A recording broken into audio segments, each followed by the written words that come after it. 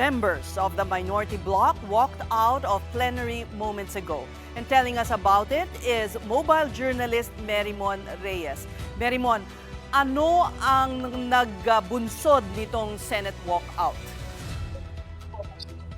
Tess, ito yung sa nais ng mga miyembro ng majority bloc na matakel yung motion ni Senator Dante Marcoleta. That is to amend yung Senate rules para magkaroon ng pagluluwag, lalo pat kung may justifiable reasons daw to allow a senator to participate sa session remotely or virtually, so hindi physically present.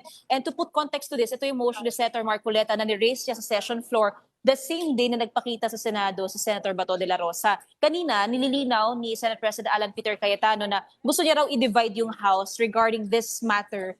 Pero hindi raw para ibotohan talaga yung amendment, but to see kung maaari na raw ba nilang ipag-usapan sa plenary, sa session, itong motion.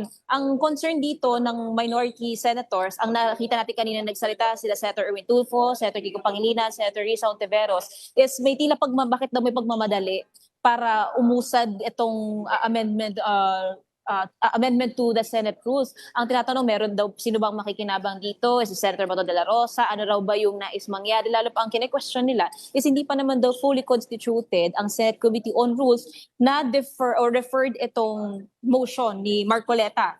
So, ang isang technicality pa na ni-raise na Senator Risa Hontiveros is yung pagtitake ng consideration din sa ganitong mga motion, lalo kung bago yung motion, ay kakailanganin ng 1 day pa. So, sa context natin ngayon, may session today, bukas holiday sa Senado. So ang next session day is Monday. So ang yun ang pinopoint out nila na hindi ngayon pwedeng madaliin yung pagtatalakay dito sa motion na referred sa Senate Committee on Rules.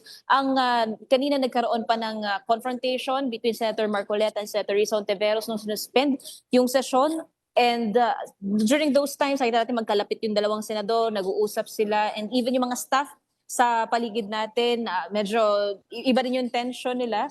And nung nagpatuloy na yung session, again, nililinaw ni SP Cayetano yung gustong mangyari doon sa division of the House, tumayo si Senator Mig Zubiri, tinawag niya na yung mga minority senators, sinabayan na natin, sinalubong natin sila, at ang nakita na natin, nag-walk out na ang minority senators. Ang sabi ni Senator Mig Zubiri, this is a travesty of Senate rules. Ang sabi naman ni Senator Risa Ontiveros, hindi raw maaaring pagbotohan yan ngayon ng Senado, lalo wala silang quorum, subukan lang daw nila. And so far, nung na-ambush interview din natin sina Senator Sherwin kanina, sabi nila hindi raw tama yun, may pagmamadali raw.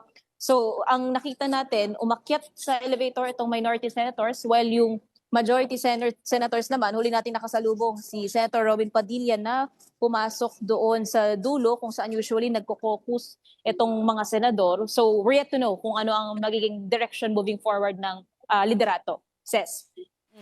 Ano ba, Merimon, ang pakiramdam ng minority na rine-railroad itong pagbabago sa rules kaya sila nag-walk out? Ang nasabi ng ilang mga senador is bakit nga sino nga ba daw ang makikinabang dito? Is it because merong napapabalita ngayon na may ilang mga senador pa na maaring masampahan ng kaso? And to put it on another context, kasi si Senator Jingo Estrada ngayon, merong recommended na charges ng plunder, indirect bribery. Si Senator Joel Villanueva, ang nasabi rin ng Office of the Ombudsman, hinog na rin daw ang charges plus charges against other senators, though wala nang ibang mga nabanggit na pangalan.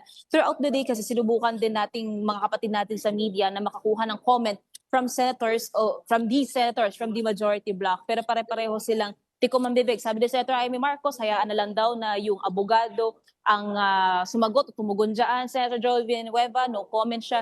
Si Senator Jingo Estrada, ang nasabi niya naman, if this is the price that he has to pay daw for standing on his principles, so be it. And ang natanong pa ng media kung ito ba ay yung mga kaso ba, lalo na yung nagiging timing nito, pamumulitiko ba siya, ano ba yung, may nakikita ba siyang agenda dito o motibo? Ang sabi ni Senator Jingo, your guess is as good as mine.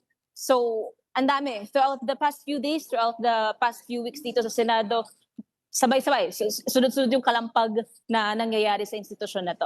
Ses. So pakinggan muna natin ang sinabi ni Senator Erwin Tulfo sa debate. Madam President, my question is, why are we in so hurry? Why are they, the majority, in a hurry to tackle this motion and divide the House, Madam President? We need answers in the minority. Madam Chair. Or is it because, Madam Chair, they're in a hurry because of news reports that probably two of our colleagues might land in jail this weekend? Is that the reason why? Is that the reason why they have to have this inserted, the Section 41C, para makaboto po kung sino man yung makukulong dahil sa announcement ng ombudsman na may lalabas na po ang warrant ng ilan sa mga kasama natin. At sa puntong ito, let's listen to the answer or the reply of Senate President Alan Peter Cayetano. The We recognize gentleman Senator- is out Senate of President. order because his question sa nagmamadali, bakit, can be discussed in the actual motion. Can be discussed after the motion whether we should take it up. We take offense that bibigyan niya ng ganyang kulay. It's just like us saying, are you afraid if we have the hearing on the Blue Ribbon on flood control, mababanggit ka rin? You do not make that kind of statements here in the Senate because you assume good faith from everyone. That rule hindi minadali. May 11 pa ho yun.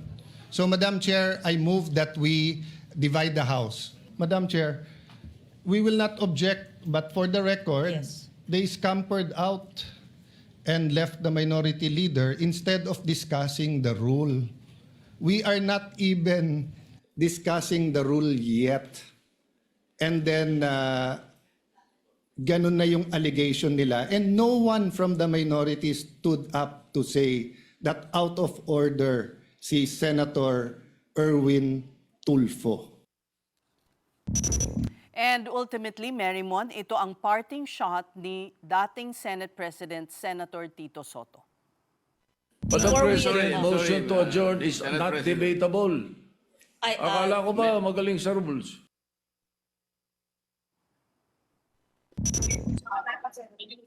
Says currently nakita natin sa pag-walk out ng minority senators, sumakay sila doon sa elevator while majority block senators, again, pumunta sila dito sa area na to.